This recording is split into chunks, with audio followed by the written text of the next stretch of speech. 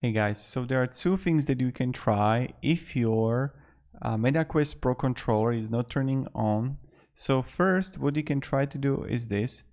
Turn off head tracking, lock press the menu and Oculus buttons on both controllers for 10 seconds. So you're gonna have the Oculus button and the menu button for 10 seconds on both until they both vibrate and restart. Turn off the headset, turn it back on again. So first thing, try these things out. If this is not going to work out, then what you can try to do is doing this. You just want to hold A and Oculus buttons until the LED flashing lights go red and white.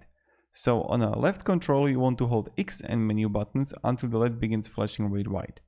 So this is something that you can do. When you're gonna hold them in both, then you want to release immediately after the LED begins blinking red and white, and then you just do the pairing. So this is something that you can try to do, and maybe it's going to help to fix the issue. I hope it does. Thank you and have a great day, and goodbye.